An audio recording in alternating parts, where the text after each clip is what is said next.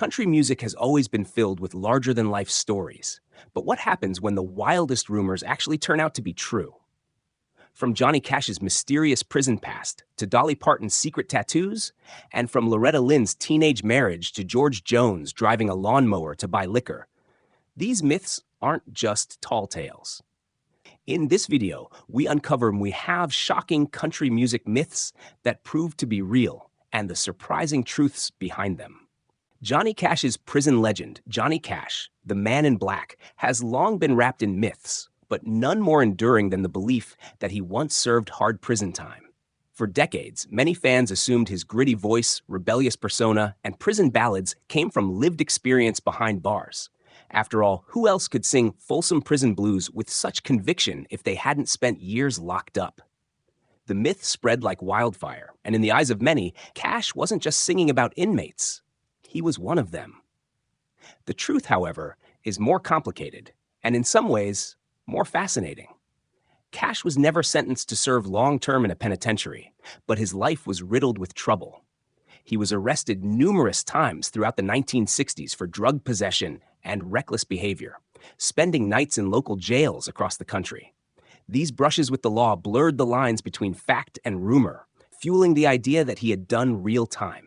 His gritty stage presence and dark clothing only added to the mystery, making the myth almost impossible for fans to resist. The turning point came in 1968 when Cash recorded his legendary At Folsom Prison album. Though he wasn't a prisoner himself, his raw empathy for inmates was undeniable. He sang directly to men who had lost everything, and they saw in him a reflection of their own struggles. This performance cemented his reputation as an outlaw figure, and the prison myth became part of his permanent legacy. Ironically, it made him even more beloved, because he seemed like one of the few stars who truly understood the pain of those cast aside by society. Looking back, the myth of Johnny Cash's prison time reveals how powerfully storytelling can shape a legend. While technically false, it captured the essence of who he was. A man who lived on the edge, battled demons, and gave a voice to the forgotten. In many ways, the prison myth wasn't a lie, it was a symbol, and Johnny Cash leaned into it with every note he sang. Dolly Parton's hidden tattoos. For decades, Dolly Parton has been one of the most recognizable faces in country music, and perhaps the most glamorous. With her sky-high wigs, sparkling outfits, and ever-present smile, Dolly built an image of perfection that seemed untouchable. Yet one of the most persistent myths surrounding her was that beneath all the sequins and rhinestones, she was secretly covered in tattoos. Fans whispered that the reason Dolly never appeared in sleeveless gowns wasn't modesty, but because she was hiding ink across her arms and torso. At first, the idea sounded outrageous. After all, Dolly represented wholesome Southern charm in the eyes of mainstream audiences. Tattoos, especially in the conservative circles of Nashville during the 1970s and 1980s, were seen as rebellious or even scandalous.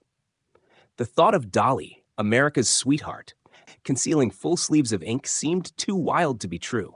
Still, the rumors wouldn't die.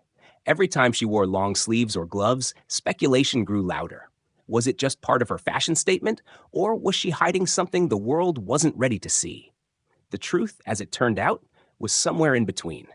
In various interviews over the years, Dolly admitted that she does in fact have tattoos, but not the kind fans imagined. Rather than bold designs or elaborate artwork, her tattoos were small, pastel-colored symbols meant to cover scars from medical procedures. She revealed delicate butterflies, bows, and flowers, not exactly the biker-style body art her critics imagined, but proof that the myth had a basis in reality.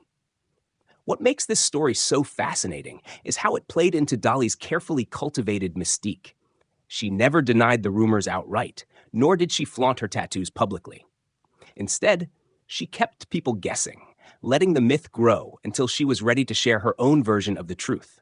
And when she did, it only added another layer to her legend. Instead of tarnishing her image, the revelation made her seem even more human. Someone who carried scars like everyone else and chose to turn them into something beautiful. In the end, Dolly's tattoo myth highlights her genius for balancing truth and illusion. By letting the whispers circulate, she kept her fans intrigued, ensuring her name stayed in conversations for decades. And when the truth came out, it only reinforced her reputation as a woman who could transform pain into art and mystery into magic. Loretta Lynn's teenage marriage. Loretta Lynn, the coal miner's daughter, built her career on songs drawn from real-life struggles: poverty, love, motherhood, and resilience. But one of the most persistent myths about her life was that she married as a young teenager, barely more than a child herself. For years, many thought this was simply a dramatic embellishment in her music or Hollywood's way of making her story larger than life. The idea that she wed at 15, had children before adulthood, and then became a country superstar seemed almost too extreme to be true.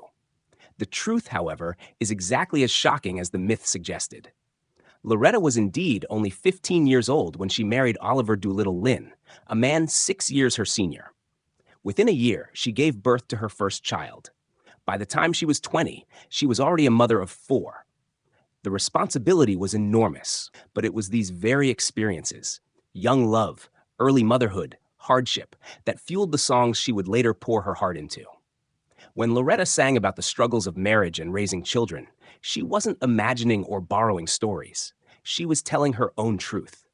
This revelation struck many fans as both inspiring and troubling. On one hand, her rise from an impoverished Kentucky teenager to one of the most celebrated female country singers in history became a story of extraordinary resilience. On the other, it shined a light on the cultural norms of her era, when teenage marriages were far more common, but still carried lifelong consequences. What many dismissed as a myth turned out to be a central piece of her identity and her artistry. Loretta herself never shied away from this truth. In her autobiography and interviews, she spoke openly about marrying young and the struggles that came with it: infidelity, financial hardship, and the sheer weight of growing up while raising a family. Yet she credited those very hardships for shaping her music. Songs like "Don't Come Home A-Drinkin'" with "Lovin' on Your Mind" and "You Ain't Woman Enough" carried the raw honesty of someone who lived what she sang. In the end, the myth of Loretta Lynn's teenage marriage was no myth at all. It was fact, and that truth only deepened the respect fans had for her. She wasn't just singing about country women's lives, she embodied them. Her journey is proof that even the most shocking rumors sometimes reveal the very heart of an artist's authenticity. Garth Brooks nearly quitting music for baseball. When people think of Garth Brooks, they picture sold-out stadiums, record-shattering album sales, and a man who redefined what it meant to be a country superstar. But long before he became the face of 90s country, a myth floated around Nashville that Garth almost gave up music entirely to chase a dream in professional sports, specifically baseball. To many, this sounded like a tall tale.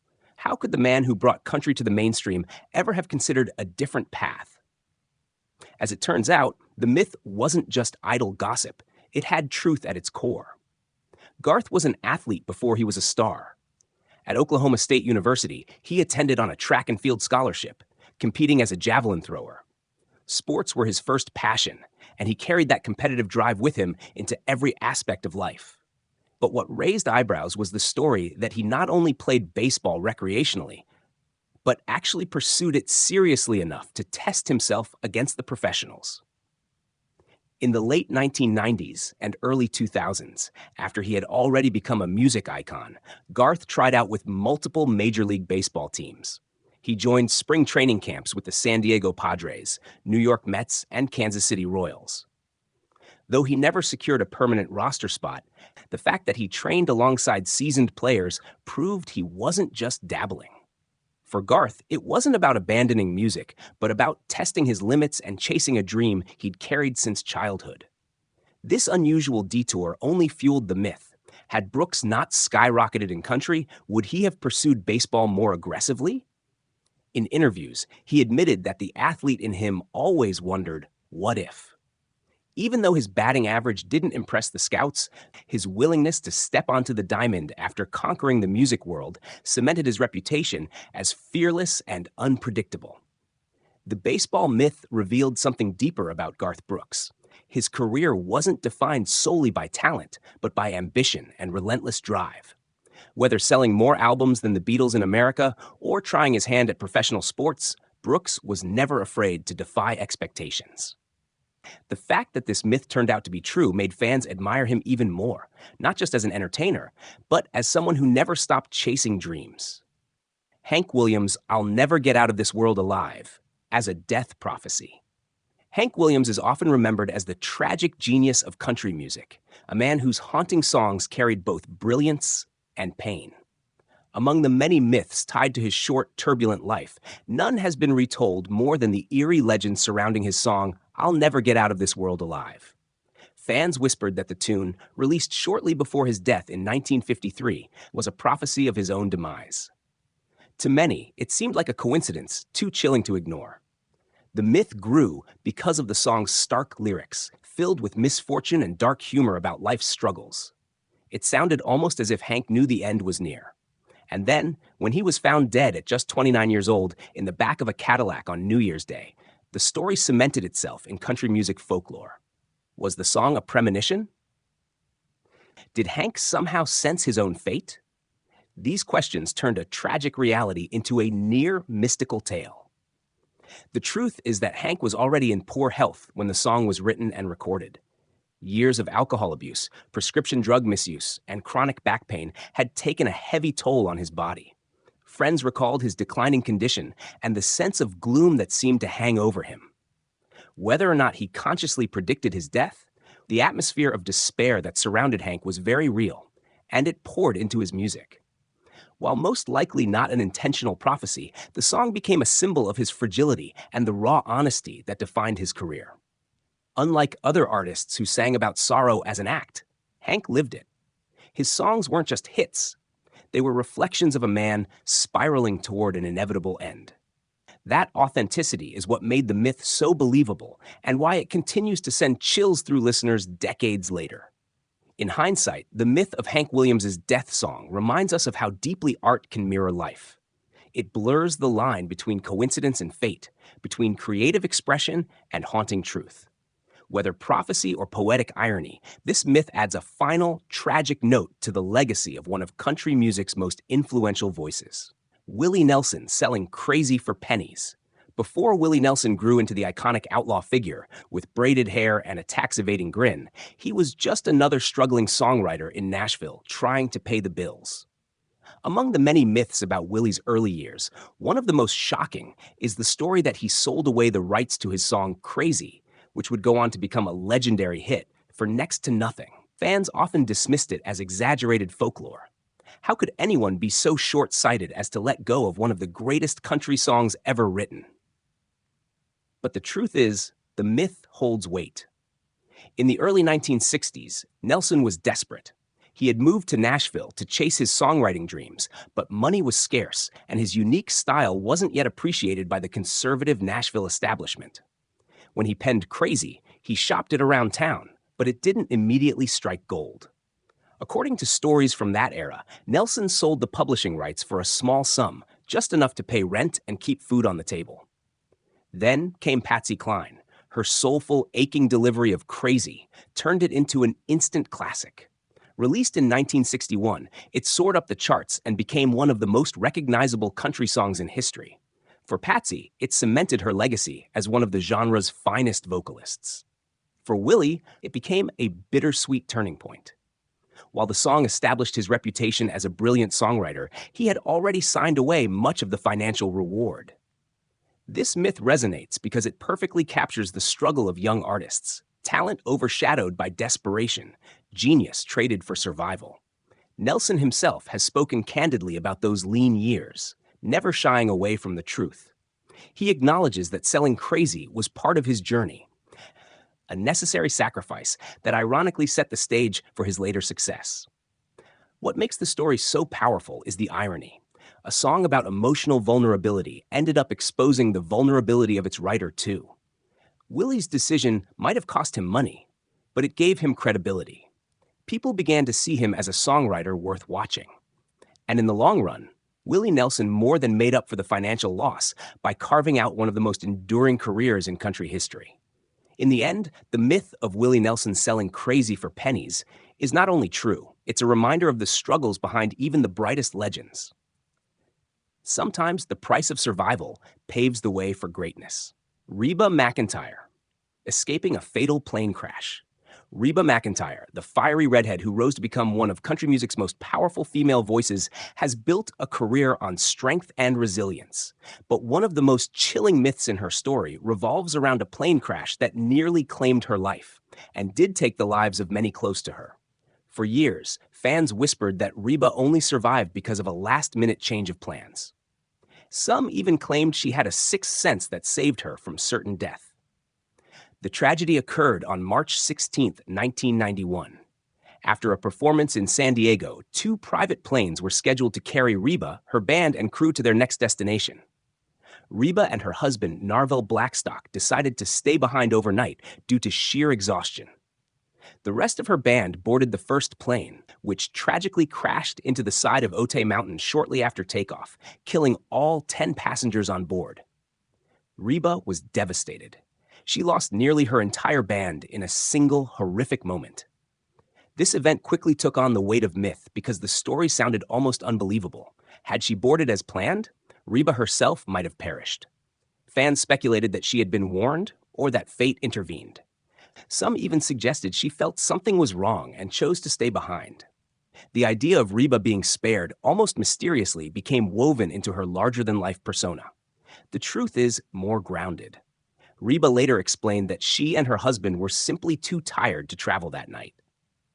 There was no mystical premonition, just human exhaustion. But when tragedy struck, it created a narrative far larger than the simple choice to rest. The myth spread not because of supernatural intrigue, but because it underscored how fragile life can be, and how close country music came to losing one of its greatest voices. In the years since, Reba has spoken about the crash with raw honesty and deep emotion. She dedicated entire projects, including her 1991 album For My Broken Heart, to honoring her fallen bandmates. The plane crash became a defining moment in her career, shaping her music and her outlook on life. Ultimately, the myth of Reba McEntire escaping a fatal plane crash is true in the most haunting sense. She did survive, not by foresight, but by chance. And in surviving, she carried the memory of those lost with her, turning unimaginable grief into music that continues to inspire millions. Tammy Wynette's mysterious kidnapping. Tammy Wynette, forever remembered as the First Lady of country music, lived a life as dramatic as her songs. But perhaps the most puzzling and haunting story tied to her name is the alleged kidnapping in 1978.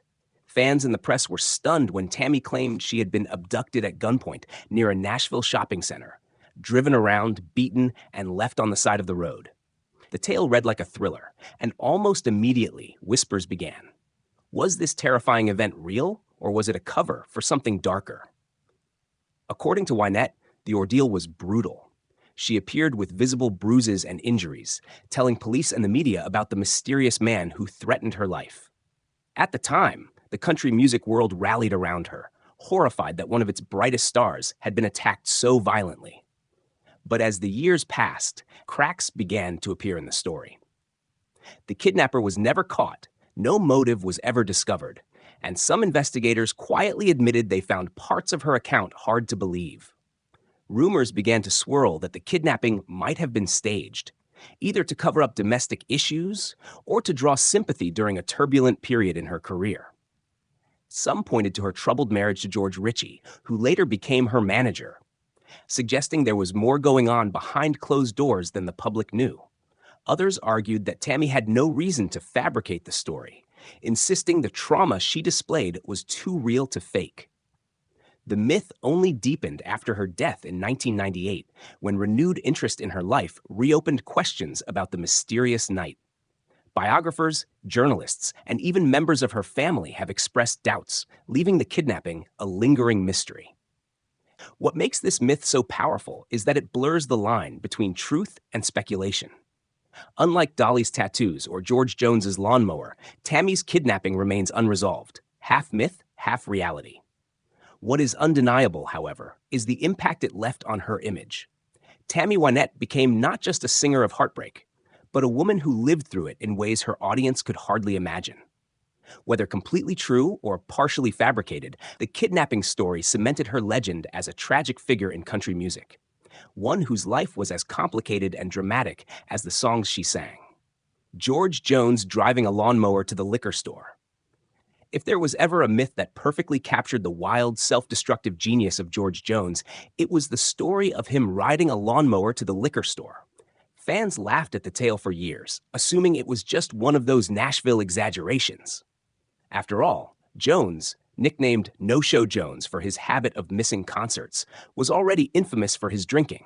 But could it really be true that one of country music's greatest voices resorted to such a stunt just to get a bottle? The truth is, the story wasn't an exaggeration at all. It was real. In his autobiography, I Live to Tell It All, George himself confirmed the legend.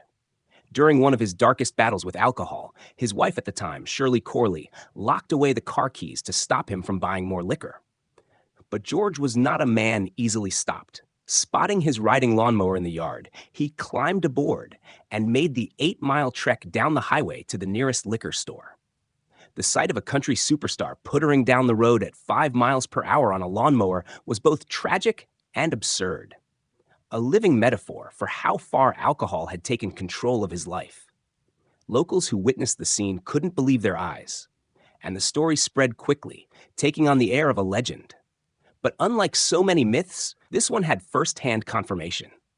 George admitted it openly, even with a touch of humor, as if he knew it would forever be part of his lore.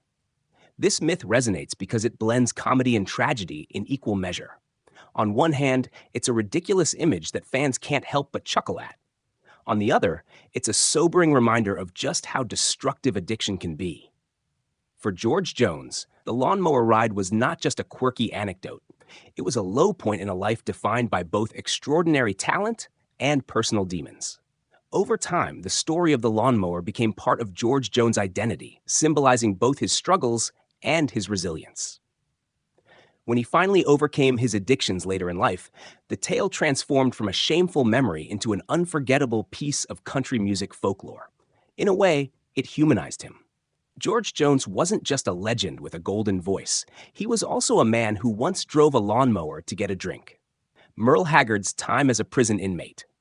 Merle Haggard, one of the cornerstones of the Bakersfield Sound, carried an outlaw reputation long before the outlaw movement became a brand in country music. For decades, a myth circulated that Haggard had been a hardened criminal who served real prison time before turning his life around. Some thought this was just part of his rough-and-tumble image, exaggerated to add grit to his songs. After all, country stars often cultivated larger-than-life backstories. But in Merle's case, the myth wasn't myth at all. It was the truth. As a teenager, Haggard lived on the fringes of the law.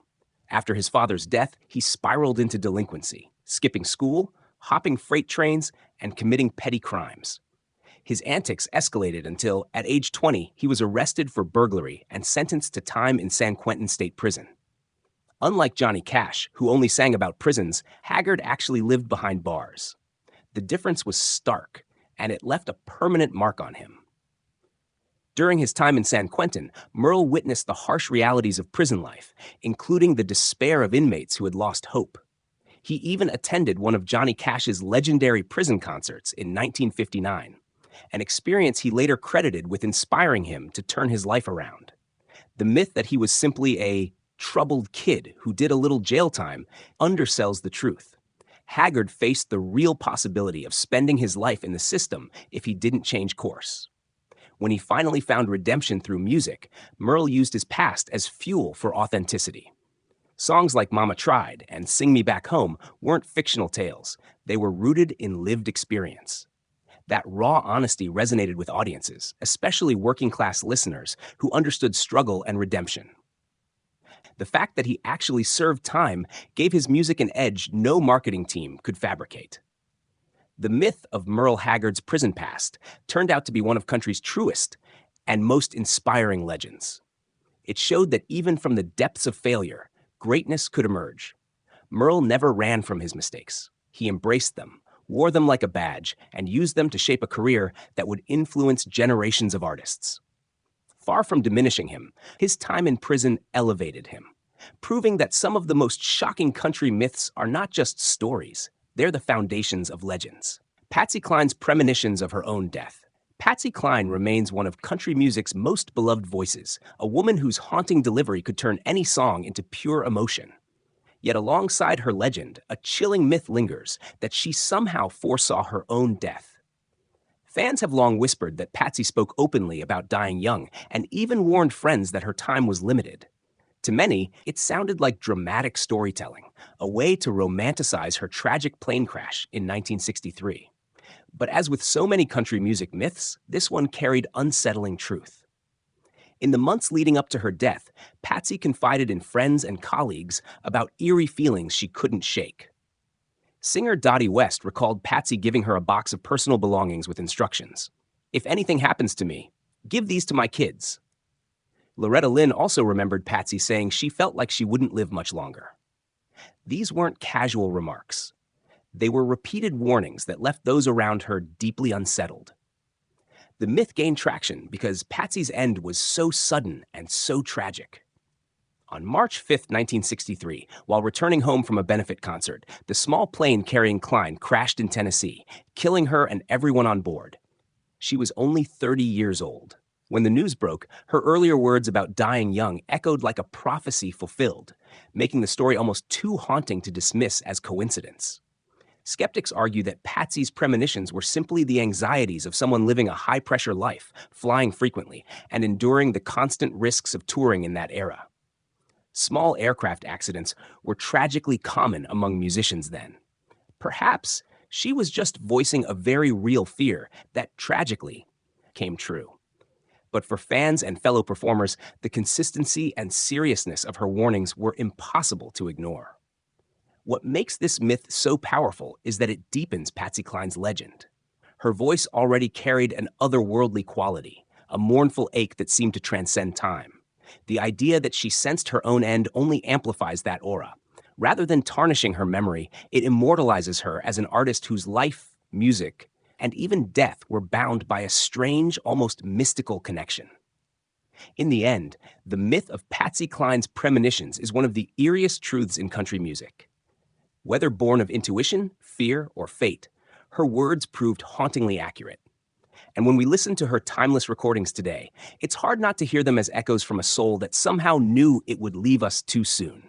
Kristofferson, landing a helicopter at Johnny Cash's house. Few myths in country music history are as colorful or as unbelievable as the story of Kristofferson landing a helicopter on Johnny Cash's lawn just to get the Man in Black's attention. To many, it sounded like an outrageous piece of Nashville folklore, a tale told in smoky bars and exaggerated with every retelling. How could a struggling songwriter possibly have pulled off such a stunt? And why would anyone believe it was true?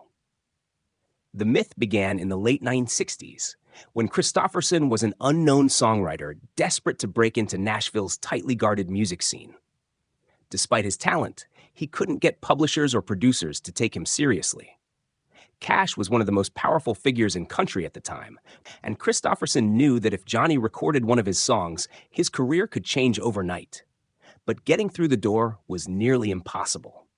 According to the story, Kristofferson, who had served as a U.S. Army helicopter pilot, decided to put his military training to dramatic use.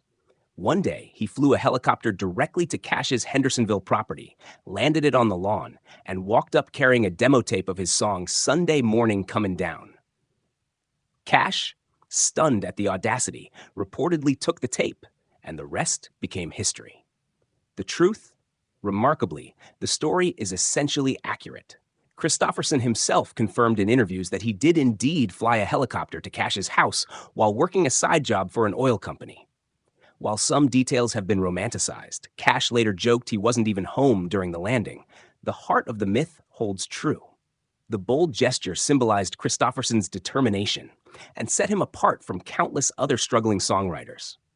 When Cash eventually recorded Sunday Morning Comin' Down, the song became a massive hit and launched Kristofferson into stardom. The helicopter stunt became part of his legend, embodying both his desperation and his daring. It wasn't just a wild act. It was the ultimate metaphor for crashing through the gates of Nashville. This myth endures because it captures everything that makes country music folklore so compelling: grit, rebellion, and larger-than-life personalities.